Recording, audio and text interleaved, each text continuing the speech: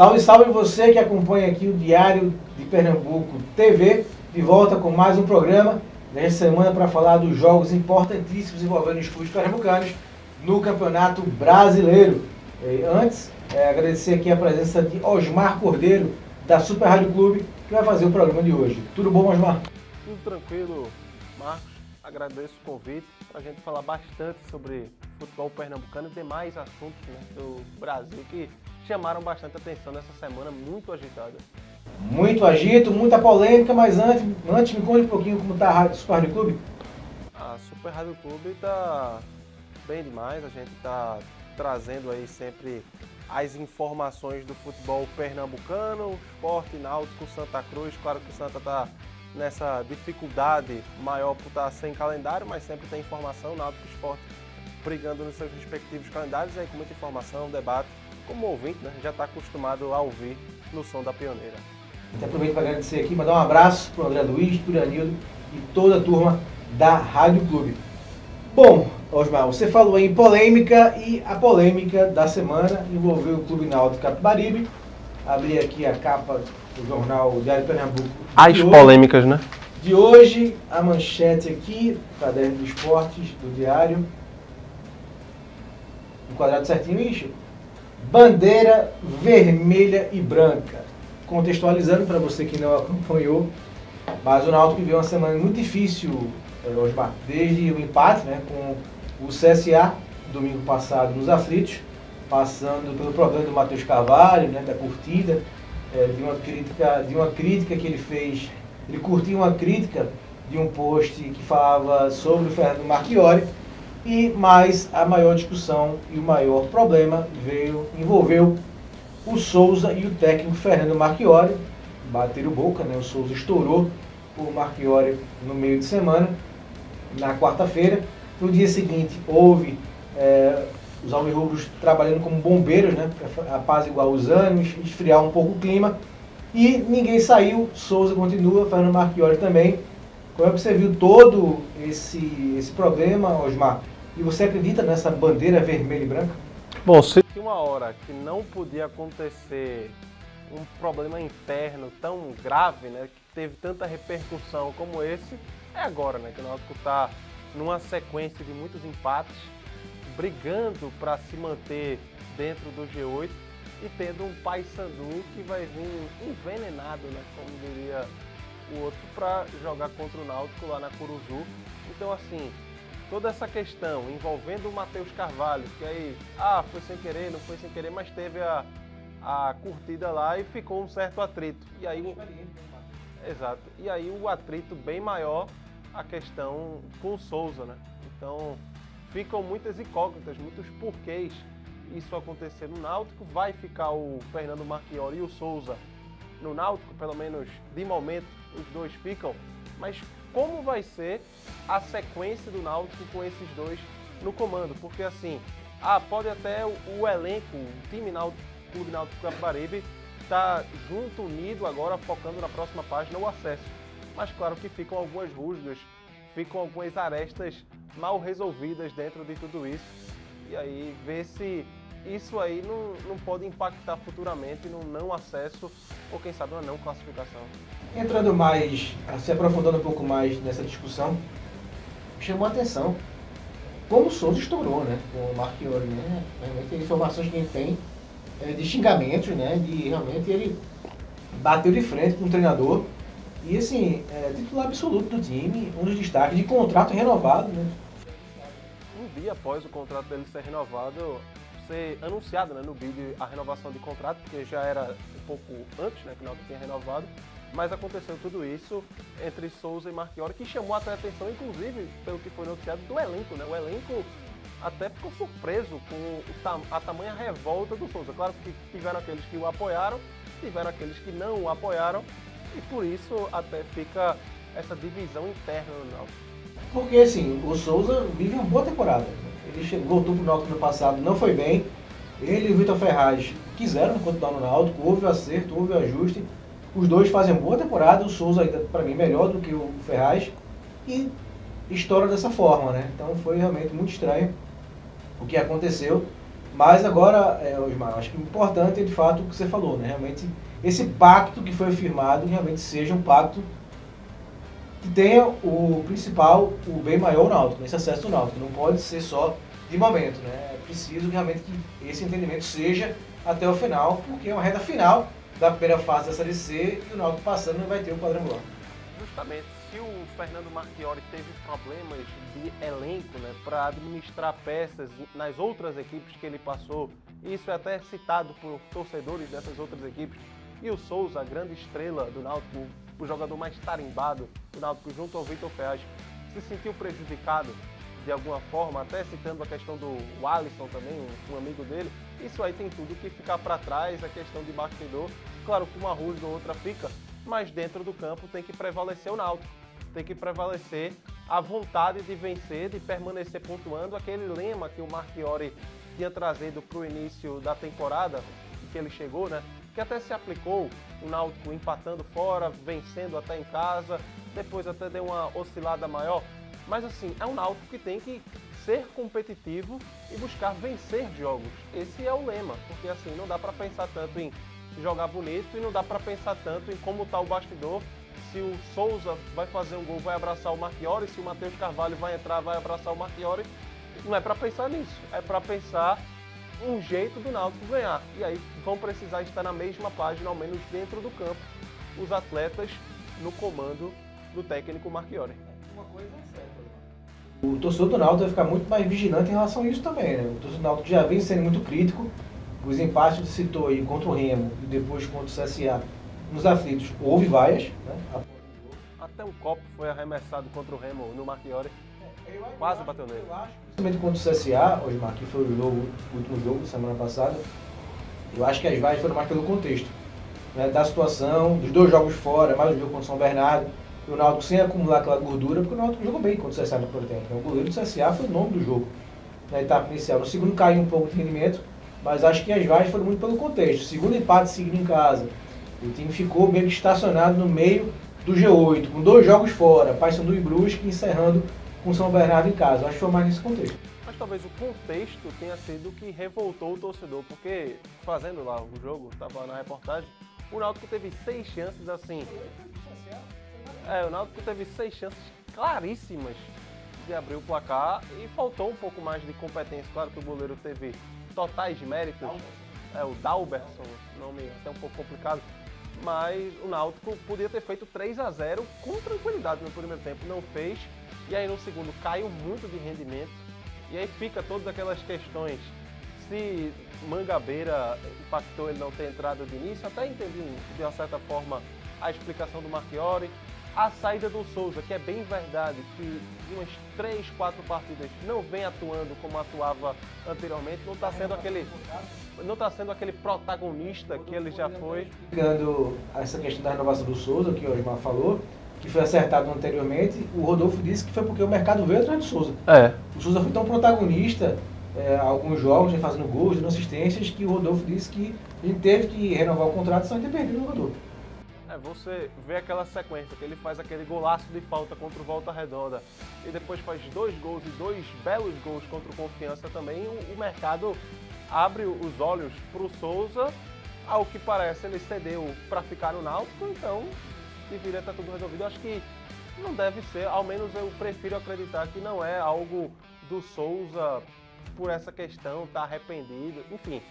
Mas teve o Souza jogando um pouco abaixo contra o CSA, porém ele é um cara que na bola parada, quando a bola está próxima ali, se um Ribamar da vida, que é um cara forte fisicamente, que entrou, sofre uma falta ali perto, o Souza poderia ter colocado o Náutico com 1-0, que seria importante.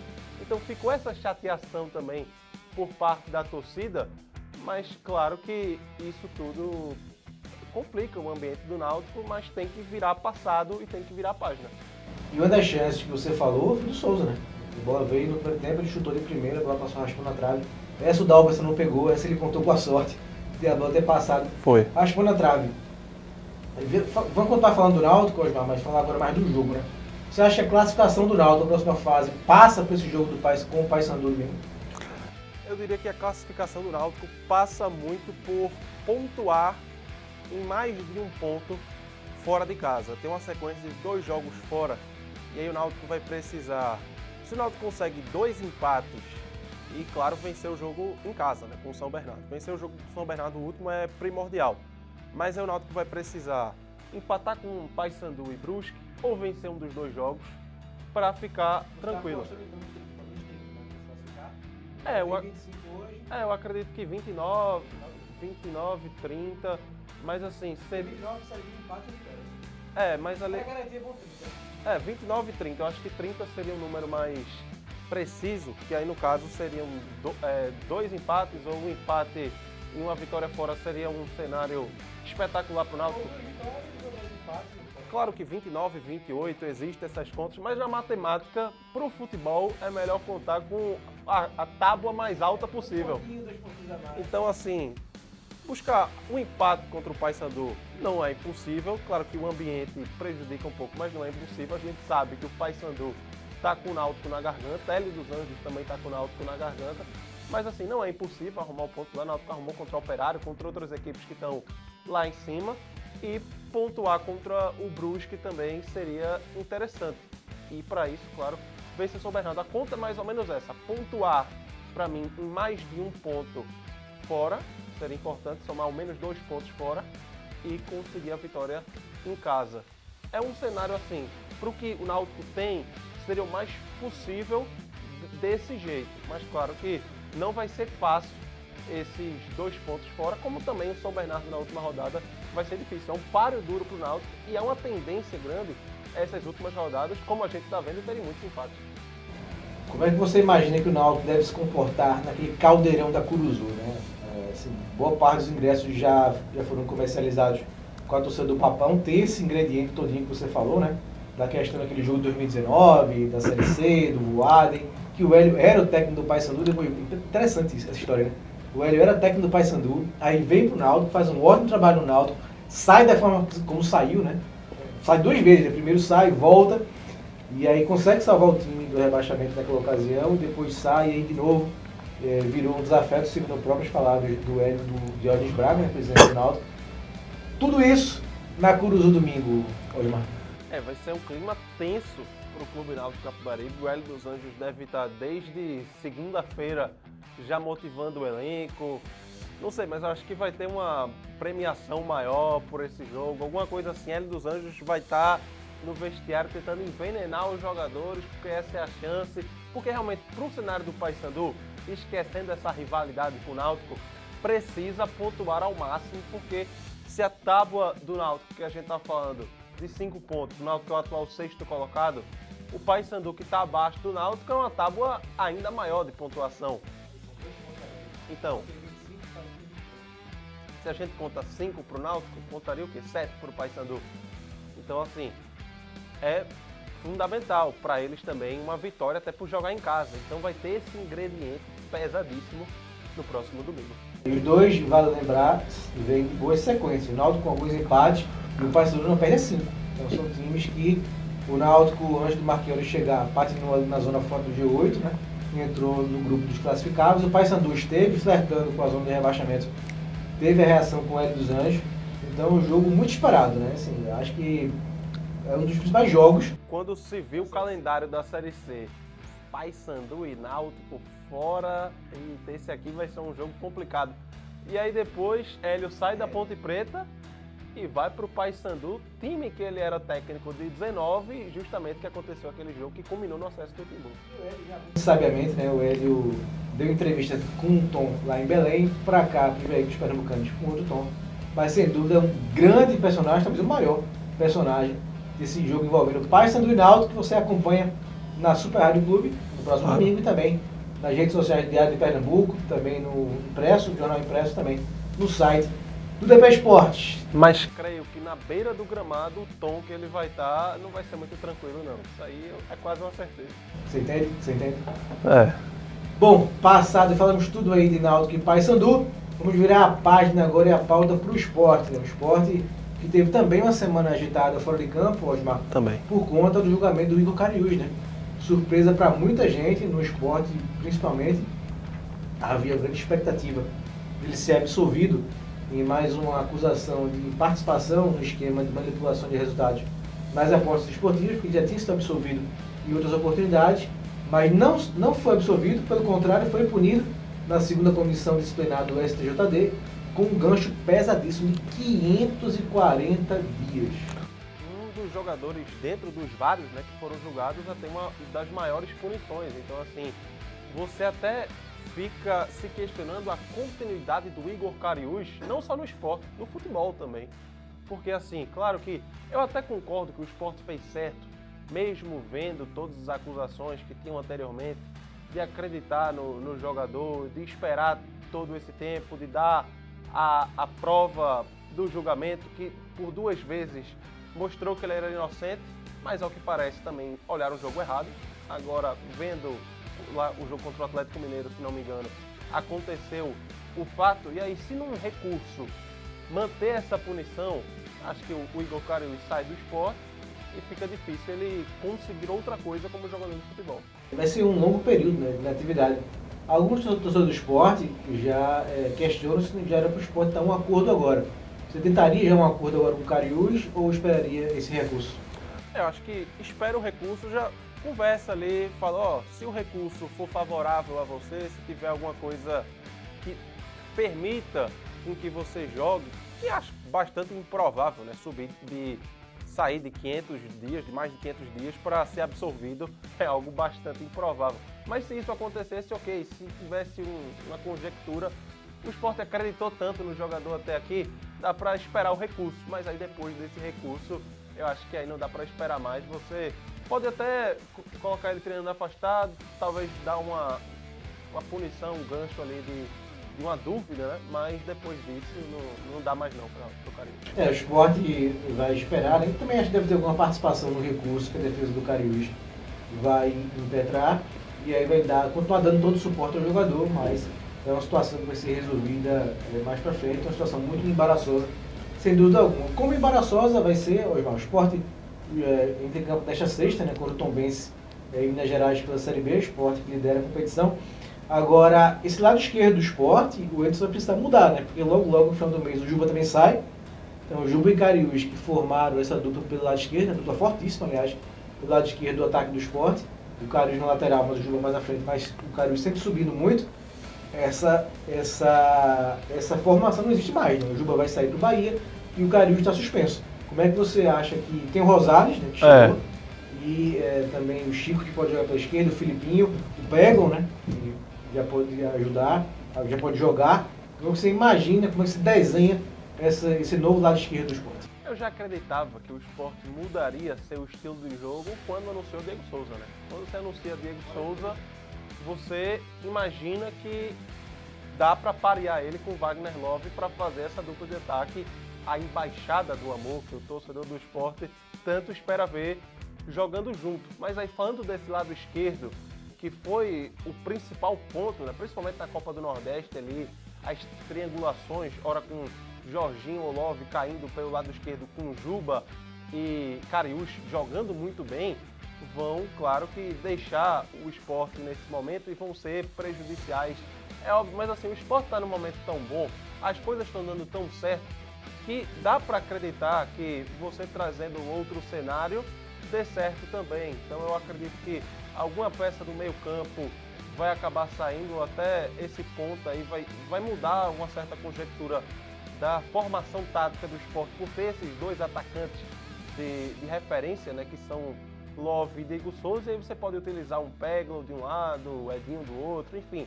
Você vai trazer essa mudança. Na esquerda deve ser mesmo o Rosales, né? Ele teve um investimento para ele chegar, jogou o Campeonato Espanhol, tudo, é o cara mais experiente que tem o esporte.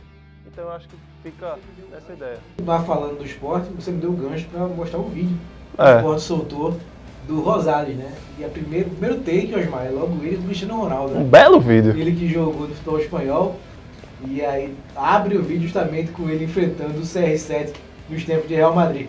Mas você acha então, enquanto a gente assiste ao vídeo, você acha que o Rosales vai ganhar essa posição na esquerda, mesmo quando o Felipe voltar? Eu acho, porque assim, claro que existe essa possibilidade, mas assim, claro que o Filipinho pode até no início ter essa oportunidade primária jogando tanto ou à frente ou na lateral no time titular, mas eu acho que por uma questão de experiência, até técnica, o Rosales deve ganhar a posição da lateral esquerda. E aí tem outros jogadores, o próprio Michel, o próprio Peglo, que podem aparecer ali do lado do campo e a definir também como é que vai ficar essa conjectura, como eu citei, desse ataque tendo o Diego e o Love. Então são muitos toques que devem fazer diferente no time, né? Muitas mexidas que pode fazer o Wenderson Moreira. Claro que não dá para desconfigurar o time, mas tem aí uma coisa a se pensar do técnico do Sport. E o bom é que tem o Jorginho de volta, né? Diego Souza vai poder jogar em breve. O Peglo liberado, o Alan Ruiz já vem jogando. Então o Wenderson aí não pode reclamar de opções, né? Isso. Parte ofensiva. Opção ele não pode reclamar. Se precisava de peças pontuais, claro que a saída iminente de Juba, que deve acontecer após o dia 31, ida para o Bahia, vai fazer muita falta, sem dúvida nenhuma, mas chegou o Diego, chegou o Peglo, enfim, vários jogadores, o Michel, Alan Ruiz, então dá uma incrementada assim, sobretudo no meio campo do Sport, né? Porque são muitos jogadores que podem construir pelo meio. Essa Série B, como você está enxergando no Sport bem posicionado, mas no geral, a Série B era o que você esperava, alguma surpresa, algo que decepciona? Assim, eu esperava um Ceará brigando cabeça a cabeça com o Sport, e isso a gente... Isso a gente não está vendo. O Atlético Goianiense, por exemplo, fez um bom jogo contra o próprio Sport, mas não consegue manter uma constante. E outras equipes surpreendem. Por exemplo, o Novo Horizontino faz uma campanha muito boa, acima de qualquer expectativa. Claro que tem um bom técnico que conhece bastante o time rubro-negro, que é o Eduardo Batista. Não sei se com o elenco que ele tem, que é um time organizado, ele vai conseguir se manter lá nessa disputa, talvez até por primeira colocação, mas é um Novo Horizontino, uma equipe forte. O próprio Vila Nova, que teve a saída do Claudinei, também pode chegar. O Guarani, que está em franca ascensão, não é um time que tem esse tal bicho-papão no início da competição, como foi no ano passado, mas pelo que a gente está vendo, o Sport se torna assim o time mais forte do campeonato e se torna um possível candidato a levantar a taça. Claro que tem o próprio Vitória, como você tem o Guarani, mas assim, está bem aberto a Série B, claro. Mas aí quem conseguir somar mais pontos e errar menos vai ter esse título. E o Sport está conseguindo fazer isso e num campeonato que está tão em aberto, pode acabar sobrando o título para os Leões. Leões, ou do Sport ou do Vitória. Vitória também é o Leão, mas são dois nordestinos bem aí na Série B. Osmar, para fechar aqui o programa, já na reta final, vamos falar um pouquinho de Santa e Retrô, né? O Santa, Osmar que inclusive cobre o Santa Cruz, né? Isso. Para a Rádio Clube. A pauta segue sendo eleição, RJ e SAF, né? Osmar, não tem como fugir muito disso. Já são aí 3 semanas da eliminação do Santa na Série D e muita coisa para se organizar na parte fora de campo do Santa, para o Santa ter um 2024 melhor e na expectativa do acesso do Retrô para a Série C, porque abriria vaga para o Santa na Série D do ano que vem. O Retrô que pega o Maranhão no próximo domingo, já pelas oitavas da Série D. É a penúltima etapa antes de valer o acesso, né? Então, Retrô e Maranhão e o Santa nessa expectativa. Eu acredito que do Maranhão ele passe, do próximo mata-mata teremos que ver quem será a equipe que pega o Retrô, mas com certeza uma torcida maior do que ele teve nos outros compromissos da fase classificatória literária, né? Porque o Santa tá com o Retrô e precisa do Retrô para ter calendário. E até uma coisa se liga a outra nos temas que você falou, porque o Santa com calendário se torna um clube de uma certa forma, mesmo numa 4ª divisão, um pouco mais atrativo do que um clube sem calendário, vislumbrando o quê? Sociedade Anônima do Futebol. O investidor vai preferir ver um time com torcida, porque o grande patrimônio do Santa é o seu torcedor. E aí, se você não tem calendário, são menos jogos para sua torcida comparecer no Arruda, por exemplo. Então, é melhor para a própria SAF, o Santa com calendário. Então, uma coisa se junta a outra. Mas a gente falando a miúde mais dessa questão da SAF, ficam muitas incógnitas, né? Como a gente viu na atual semana, 3 nomes estão sendo colocados em pauta, até o próprio presidente do Bahia está sendo citado como um dos nomes de um grupo de investidores que poderia fazer parte de uma possível SAF do Santa, mas nada certo e tem eleições no final do ano. Exatamente. Então vai ficar uma certa dúvida se de fato vai acontecer essa SAF antes da eleição, porque vai gerar um burburinho muito grande, porque Antônio Luiz Neto pode não ser o presidente do Santos, pode ser também, mas assim, existe essa indefinição do pleito eleitoral.